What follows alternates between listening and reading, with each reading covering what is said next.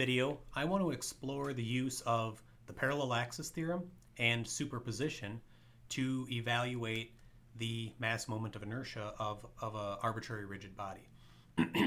So the image that I have shown here is basically for a long, thin cylinder, and on the ends of the cylinder are two spherical balls that have the given dimensions and mass shown. So we're going to make the long, thin rod assumption, and we want to ultimately find the mass moment of inertia for rotation around a central axis. So the axis passing through the center of this rod here. So if we look at this, we can kind of see, well, if we look up in a book, we can find an equation for a long, thin rod. We can get that rotational mass moment of inertia. We can also find equations for the rotation of those spheres for a spherical shape. But of course, for the spheres, they are located out here at a distance from the rotation center. So the equations that we're going to get out of a textbook are going to be for rotation about a central axis. So we're going to need to make use of the parallel axis theorem to evaluate this. So I'm going to start by writing the mass moment of inertia equation for the rod, and I've previously expressed that as 1/12 ml squared. So I'm going to go ahead and substitute in our given quantities.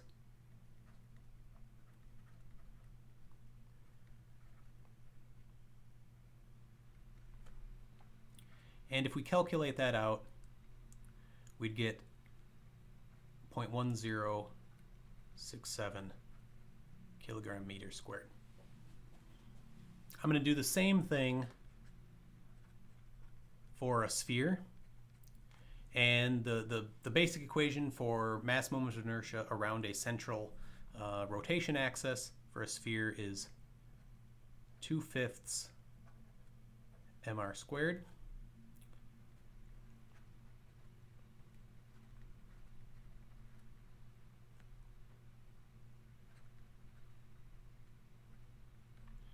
And thus I get 0.032 kilogram meter squared.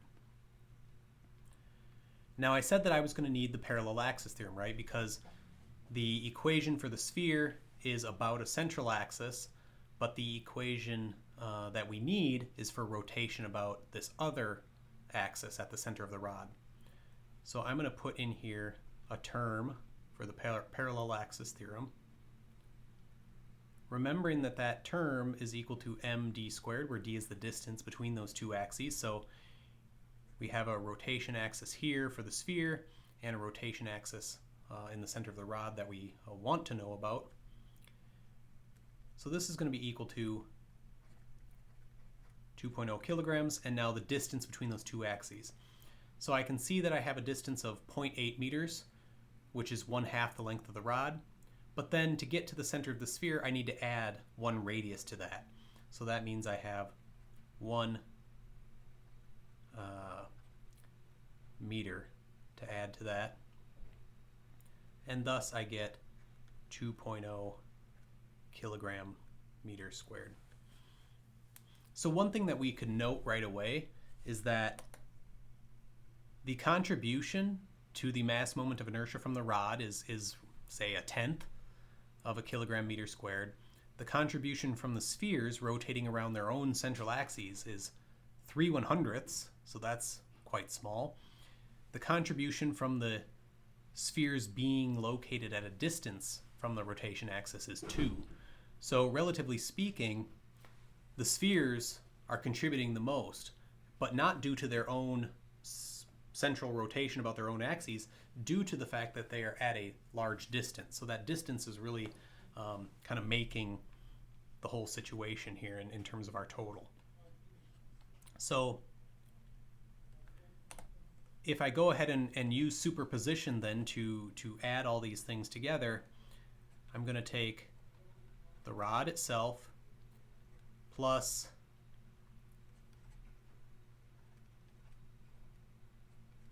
the sphere plus the parallel axis contribution, noting that I have two spheres, so I need to multiply that times 2.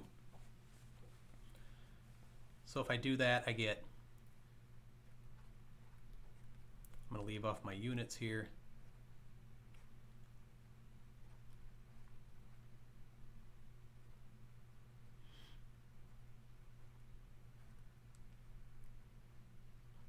and I end up with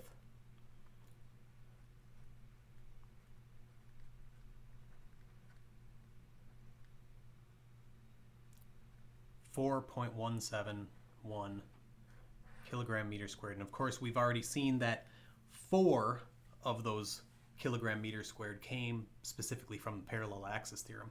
And the contributions from the masses themselves about their own central axes was only 0.171. So a very small percentage overall of that contribution to the net mass moment of inertia for this kind of unique geometry. All right, so that using those two tools, the parallel axis theorem and superposition, we can combine some of the equations that we can easily look up in order to determine the mass moment of inertia of more complex shapes. All right, thanks.